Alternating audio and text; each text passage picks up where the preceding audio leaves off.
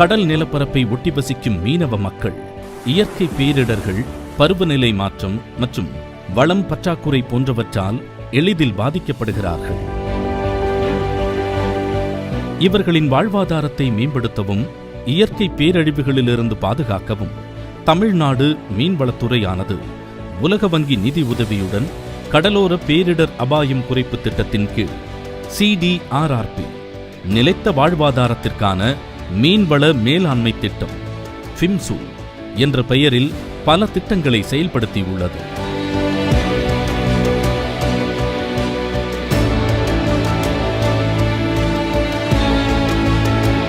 இதன் மூலம் தமிழகத்தில் உள்ள 13 கடலோர மாவட்டங்களில் 107.50 கோடி ரூபாய் செலவில் பல மீனவர் நலத்திட்டங்கள் செயல்படுத்தப்பட்டுள்ளன. மீனவ மக்களின் வாழ்வாதாரத்தை உயர்த்துவதற்காக பல்வேறு உட்கட்டமைப்பு வசதிகள், அதாவது படகு அணையும் தளம், மீன்பிடி படகுகள், படகுத்துறை, மீன் ஏலக்கூடம், வலை பின்னும் கூடம், வலை அடுக்கி வைக்கும் அறைகள், கழிவுநீர் சுத்திகரிப்பு போன்ற வசதிகள் நாகப்பட்டினம், பழையார், மல்லிப்பட்டினம் மீன்பிடி துறைமுகங்களிலும் மற்றும் நாகூர், புன்னைக்காயல், அன்னங்கோயில் ஆகிய மீன் இறங்கு தளங்களிலும் கடலோர பேரிடர் அபாயம் குறைப்பு திட்டத்தின் கீழ் 210.30 கோடி ரூபாய் செலவில் செய்து தரப்பட்டுள்ளன. முதல் முறையாக மீன்பிடி துறைமுகம் சார்ந்த மீனவ பங்குதாரர்களுடன் இணைந்து மீன்வளத்துறை மீன்பிடி துறைமுக நிர்வாக மேலாண்மை குழுக்களை உருவாக்கியுள்ளது. இந்த மேலாண்மை குழுக்கள் மீன்பிடி துறைமுகம் மற்றும் மீன் இறங்குதள வளாகங்களில் உபயோகிப்பாளர் கட்டணம் வசூலித்து நல்ல வருவாயை ஈட்டி பராமரிப்பு பணிகள் மேற்கொள்கின்றன. இந்த வசதிகள் இருப்பதனால் மீனவருடைய எதிர்காலமானது மிக ஒளிமயமாக உள்ளது. இம்சில் வழியாக மொபைல் வேன்கள் கொடுக்கப்பட்டுள்ளது. மாதம் ஒரு வண்டிக்கு 6500 ரூபாய் மேலாண்மை சங்கத்துக்கு வருமானம் கிடைக்கின்றது.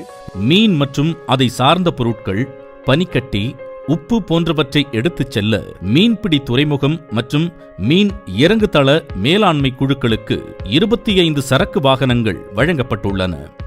மேலும் மீன்பிடி துறைமுகங்கள் மற்றும் மீன் இறங்கு தளங்களில் சிறிய அளவிலான பாரம்பரிய மீனவர்களுக்கு உதவும் பொருட்டு 7 பனிக்கட்டி நொறுக்கும் இயந்திரங்கள் மேலாண்மை குழுக்களுக்கு வழங்கப்பட்டுள்ளன.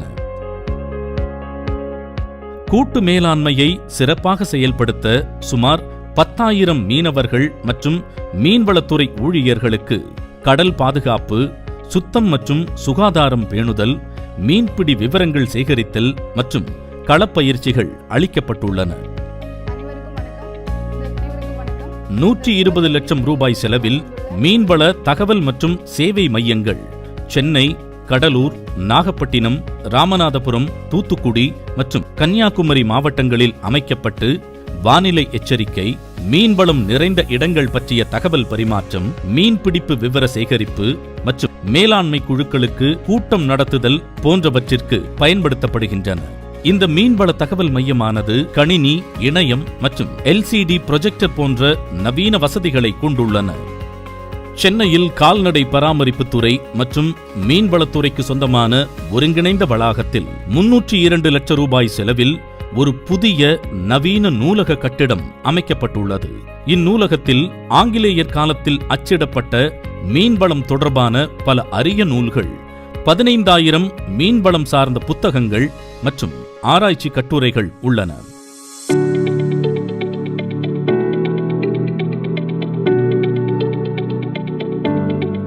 எட்டு குதிரை திறனுக்கும் குறைவான இயந்திரங்கள் சிறிய பாரம்பரிய படகுகளை இயக்கி வரும் மீனவர்களுக்கு மானிய விலையில் வழங்கப்பட்டுள்ளன.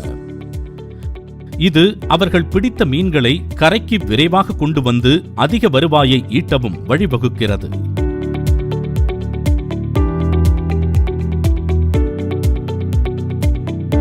நாங்கள் ஒரு சின்ன கட்டுமரத்தை தொழில் செஞ்சுட்டு இருந்தோம். இப்போ அதில் நல்ல பயன்பாடு இல்லாமல் இருந்தது. இப்போ ஒரு இன்ஜினு எங்களுக்காக சுஸ்கி இன்ஜின் கொடுத்தாங்க.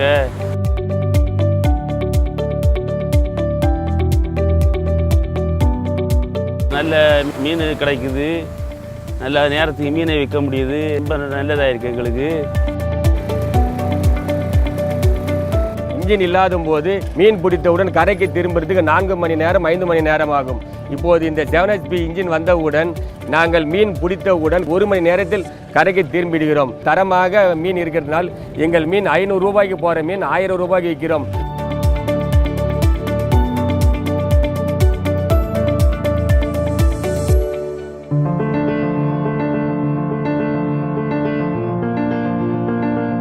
ஆழ்கடலில் பயணம் செய்யும் மீனவர்கள் எதிர்பாராத சவால்களை சந்திப்பது தவிர்க்க முடியாத ஒன்றாகும்.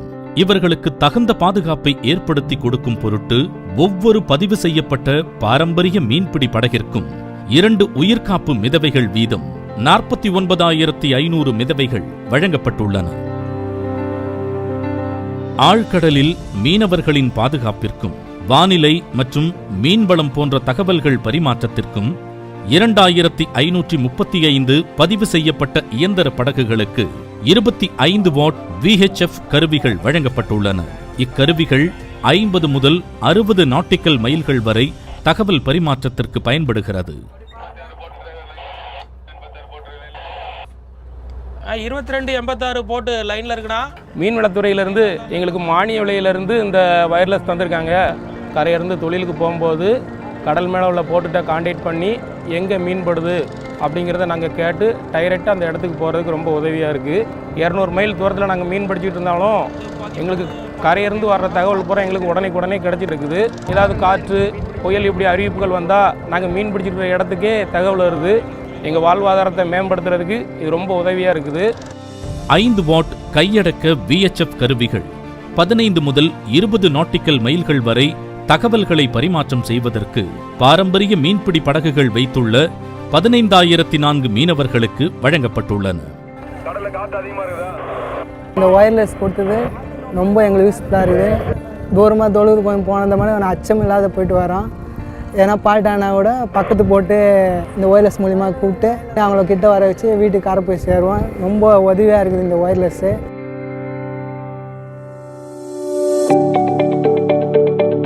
VHF சாதனங்கள் மூலம் தகவல் பரிமாற்றம் சிறப்பான முறையில் நிகழ 13 தமிழக கடலோர மாவட்டங்களில் 15 கட்டுப்பாட்டு அறைகள் மற்றும் 15 தொலைத்தொடர்பு கோபுரங்கள் அமைக்கப்பட்டுள்ளன. மீன்வளத்துறையானது கம்பியில்லா தகவல் பரிமாற்ற அமைப்பு மற்றும் தூண்டில் என அழைக்கப்படும் டிசிஷன் சப்போர்ட் சிஸ்டம் என்ற திட்டங்களை செயல்படுத்தியுள்ளது. தூண்டில் எனும் செயலியானது தேசிய கடலோர ஆராய்ச்சி மையத்தால் உருவாக்கப்பட்டுள்ளது. ஃபிம்சுல் திட்டத்தின் கீழ் வழங்கப்பட்டுள்ள VHF கருவிகள் மட்டுமல்லாது 20 மீன்பிடி படகு கொண்ட ஒரு குழுவிற்கு 2 செயற்கைக்கோள் தொலைபேசிகள், 3 நாவிக் மற்றும் 2 நாப்டெக்ஸ் கருவிகள் மாநில பேரிடர் நிவாரண நிதியின் கீழ் 3.5 கோடி ரூபாய் செலவில் வழங்கப்பட்டுள்ளன. இந்த அதிநவீன ஸ்டேட்லைட் போன தமிழ்நாடு கவர்மெண்ட் எங்களுக்கு மானியத்தில் கொடுத்ததுனால எங்களுக்கு தொழில் பண்ணுறதுக்கோ எங்கள் உயிருக்கு எல்லாத்துக்குமே எங்கள் ஓனர்கிட்ட ஒரு தொடர்பு பண்ணுறதுக்கு ஒரு போட்டு சின்ன ப்ராப்ளம்னா இன்ஃபார்ம் பண்ணுறதுக்கு நாங்கள் இன்னும் கொஞ்சம் உள்ள ஆழமாக போய் தொழில் பண்ணுறதுக்கு ஒரு பயம் இல்லாமல் இருக்கும். எங்களுக்கு இந்த ஃபோன் ரொம்ப உதவியாக இருக்குது. எங்கள் உயிருக்கு ரொம்ப உத்தரவாதமாக இருக்குது.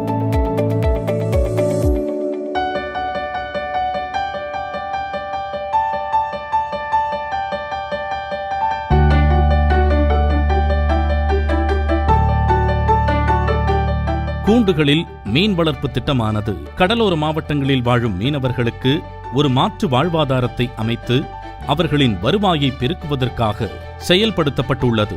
இத்திட்டத்தின் கீழ் பயனாளிகளுக்கு மிதவை கூண்டுகளில் மீன் வளர்ப்பு, மீன் குஞ்சுகளை இருப்பு செய்தல், உணவளிக்கும் முறை, கூண்டுகளை பராமரித்தல் போன்றவற்றை பற்றி முறையான பயிற்சிகள் வழங்கப்பட்டுள்ளன.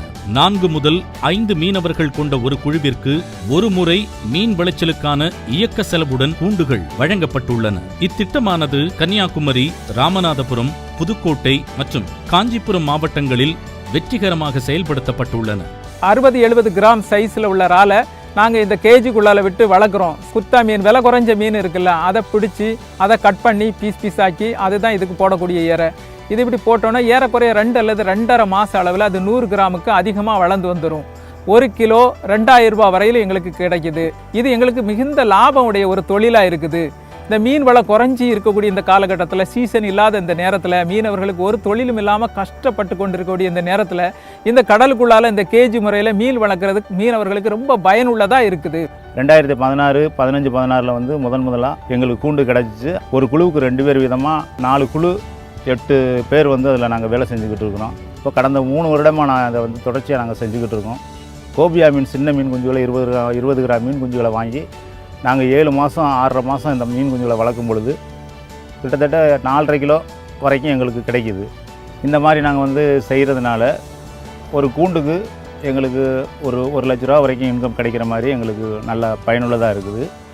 இதை எங்களுக்கு அறிமுகப்படுத்திய மீன்வளத்துறையினருக்கு எங்களுடைய நன்றியை தெரிவித்துக் கொள்கிறோம்.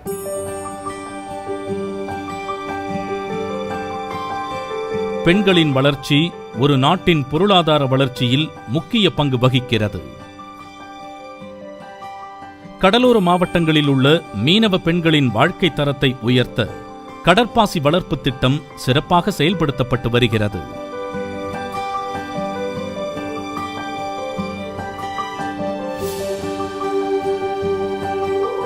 அரசாங்கத்து மூலமாக கடல் பாசி வளர்க்குறதுல நாங்கள் இப்போ ஈடுபட்டிருக்கோம்.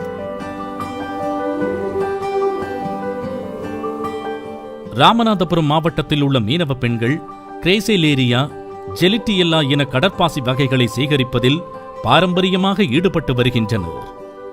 ஃபிம்சுல் திட்டம் அறிவியல் பூர்வமாக மிதவைகள் மூலம் கடற்பாசி வளர்ப்பதை மீனவ பெண்களுக்கு ஊக்குவித்து வருகிறது.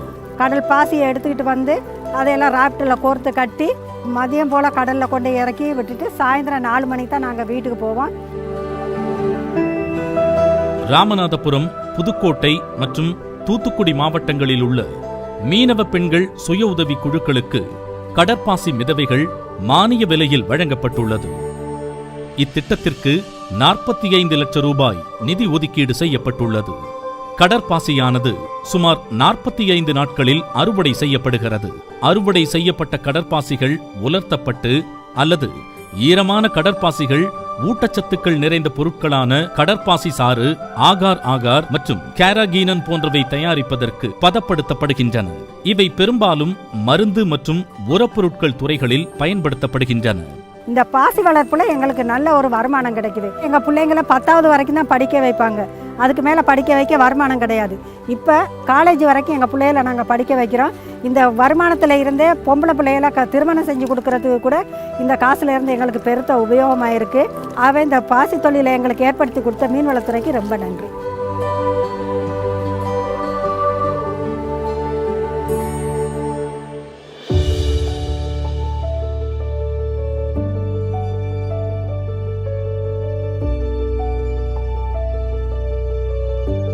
தரமான மீன்களை சிறப்பான முறையில் விற்பனை செய்ய 70 லிட்டர் கொள்ளளவு கொண்ட குளிர்பதன பெட்டி பொருத்தப்பட்ட இருசக்கர வாகனம் 50% மானிய விலையில் கடலோர மீனவர்களுக்கு வழங்கப்பட்டுள்ளது. மீன்வளத்துறை வழியாக இருசக்கர வாகனமும் ஐஸ் பெட்டியும் கொடுக்குறதா சொன்னாங்க. நான் விண்ணப்பம் எழுதி கொடுத்துருந்தேன். அது வழியாக எனக்கு ஐஸ் பெட்டியும் இருசக்கர வாகனம் தந்தாங்க. இப்போது நான் மீன் வியாபாரம் கொஞ்சம் கூடுதலாக வாங்கி பண்ணிட்டு இருக்கேன். டெய்லி 500 ரூபா 600 ரூபா லாபம் கிடச்சிட்டு இருக்கு. எனக்கு இப்போ அதிகமாக காசு கிடைக்குது மீன் வியாபாரத்தில். எந்த ஒரு கவலையுமே இல்லாமல் நான் இருந்துகிட்டு இருக்கேன்.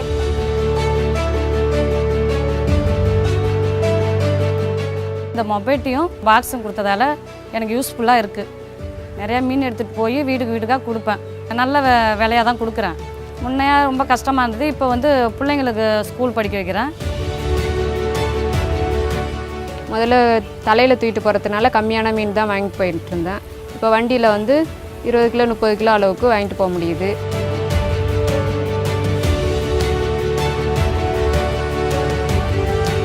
நேரத்தோட வீட்டுக்கு போக முடியுது. வாடிக்கையாளர்களும் நிறையா இப்போ ஃபோன் பண்ணி கேட்குறாங்க. மீன் வாங்கிட்டு நேரத்தோட அவங்கள்ட்டையும் கொடுக்க முடியுது. இந்த வண்டியும் ஐஸ் பாக்ஸும் கொடுத்த தமிழக அரசு மீன்வளத்துறைக்கு மிகவும் நன்றி.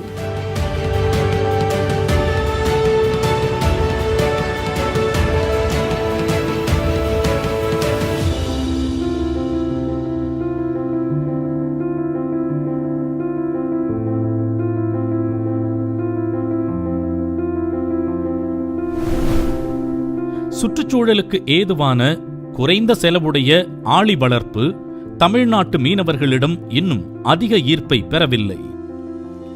ஆளி வளர்ப்பை ஊக்குவிக்கும் பொருட்டு பழவேற்காடு, கோட்டைக்காடு மற்றும் வெண்ணாங்குப்பட்டு மீனவ கிராமங்களில் பயிற்சி மற்றும் செய்முறை வகுப்புகள் நடத்தப்பட்டுள்ளன.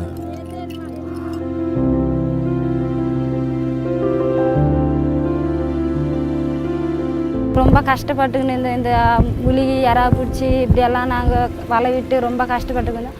அப்புறமா தான் அரசாங்கம் மூலமாக எங்களுக்கு இந்த பச்சோட ஆளி பற்றி சொன்னாங்க.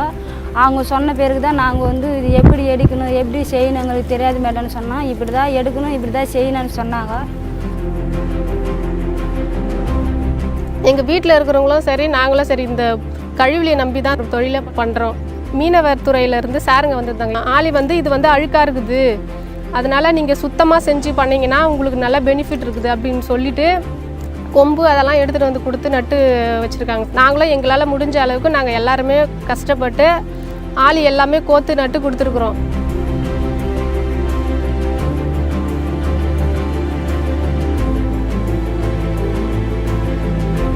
ஐந்து மீட்டர் நீளமும் 5 மீட்டர் அகலமும் கொண்ட பந்தல் அமைக்கப்பட்ட 20 அலகுகள் நிறுவப்பட்டு ஒவ்வொரு அலகிலும் 200 கயிறுகளில் தொங்கவிடப்பட்டு 1.5 மீட்டர் உயரமுடைய ஒவ்வொரு கயிறிலும் 7 சிப்பிகள் தொங்கவிடப்படுகின்றன. இயற்கையான முறையில் சேகரிக்கப்பட்ட 2 முதல் 3 சென்டிமீட்டர் அளவிலான சிப்பிகள் 9 மாதங்களில் 10 முதல் 12 சென்டிமீட்டர் அளவிற்கு வளர்க்கப்பட்டு அறுவடை செய்யப்படுகின்றன. இதில் வந்து நல்ல வருமானம் நாங்கள் எடுக்கிறோம். அரசாங்கத்துக்கு தான் நாங்கள் வந்து ரொம்ப நன்றி சொல்லணும். இப்படி தான் செய்யணும்னு சொல்லிட்டு எங்களுக்கு வழி காட்டி கொடுத்தாங்க. இது ஆளோட வளர்ப்பதுனால அந்த அரசாங்கத்து மூலமாக சொல்ல முடியாத அளவுக்கு எங்களுக்கு சந்தோஷம்தான்.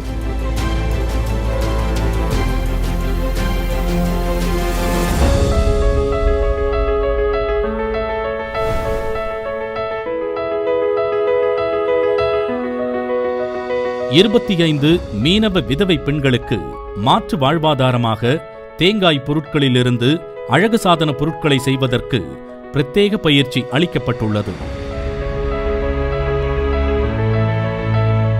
5 பெண்கள் கொண்ட ஒரு குழுவானது ஒரு சுழற்சியில் சுமார் 36,000 ரூபாய் வருவாயை ஈட்டுகின்றனர்.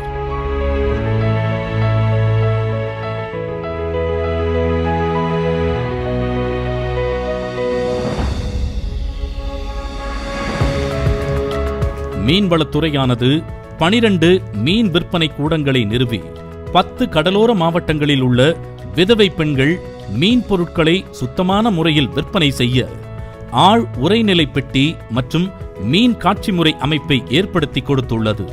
ஃபிஷரிஸ் டிபார்ட்மெண்ட்லேருந்து எங்களுக்கு வந்து ராமேஸ்வரத்தில் கடை கொடுத்துருக்காங்க. விதவைகளுக்கு மற்றவங்களுக்கு வந்து வேலை வாய்ப்புகளை கொடுக்குறோம். மீன்களை வாங்கி விற்பனை பண்ணுறோம். எங்களுக்கு இந்த ஃபிஷரிஸ்லேருந்து கொடுத்ததுனால எங்கள் மீனவ பெண்களுக்கு இது ஒரு வாழ்வாதாரமாக அந்தந்த குடும்பங்களுக்கு இல்லாத ஏழை எளிய மக்களுக்கு வாய்ப்பாக இருக்குது. மீன் ஊறுகாய் தயார் பண்ணி கொடுக்குறாங்க. அந்த பாட்டலில் அவங்களுக்கு வியாபாரத்தில் லாபம் கிடைக்கும், எங்களுக்கு ஒரு 10 ரூபா கிடைக்கும். பெண்கள் வந்து இதனால் கொஞ்சம் அவங்க குடும்பங்களுக்கு வாழ்வாதாரத்துக்கு ஒரு நாளைக்கு 200 100 கிடைக்கிறதுனால சந்தோஷமாக இருக்கிறாங்க. இந்த பிசினஸ் மூலியமாக அந்த இது எங்களுக்கு இந்த கடை வச்சு கொடுத்ததுனால நாங்கள் ரொம்ப நல்லா சந்தோஷமாக பிள்ளைங்களை வளர்க்குறதுக்கு பிள்ளைங்களை படிக்கிறதுக்கு ரொம்ப வசதியாக இருக்கோம். எங்களை மாதிரி விடவுக்கள் தான் அதிகமாக அங்கே வேலை செய்கிறாங்க. எங்களுக்கு நல்ல ஊதியம் கிடைக்கிது, சம்பாத்தியம் கிடைக்கிது. ஒரு நாளைக்கு 200 ரூபாய்க்கு மேலே எங்களுக்கு சம்பளம் கிடைக்கிது. அதை வச்சு நாங்கள் எங்கள் பிள்ளைகளை காப்பாற்றுறது குடும்பத்தை காப்பாற்றுறதுக்கு ரொம்ப வசதியாக இருக்கு.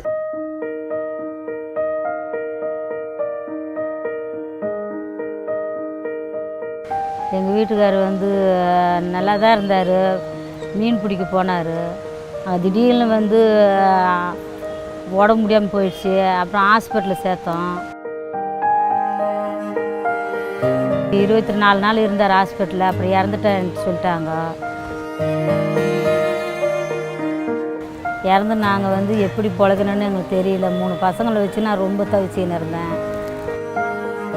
ரொம்ப கஷ்டப்பட்டுன்னு இருந்தோம் நாங்கள். அப்போ வந்து எனக்கு வந்து மீன் கடை வச்சு கொடுத்தாங்க.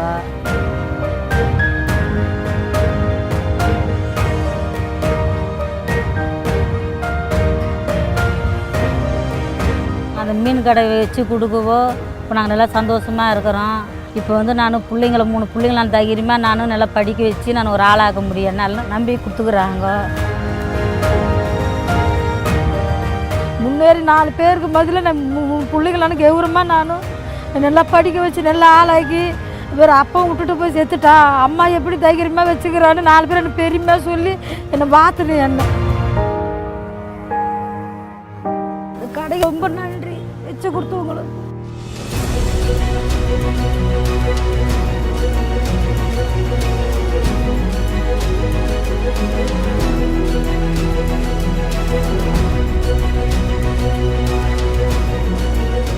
உலக வங்கி உதவியுடன் ஃபிம்சுல் திட்டத்தின் கீழ் தமிழக அரசின் மீன்வளத்துறையால் நிறுவப்பட்ட நலத்திட்டங்கள் அனைத்தும் மீனவ சமுதாய மக்களிடையே சிறந்த பழக்கங்களை கொண்டு வந்து அவர்களுக்கு ஏற்படும் பாதிப்புகளை குறைத்து நாளடைவில் அவர்களின் வாழ்வாதாரத்தை உயர்த்தியுள்ளது.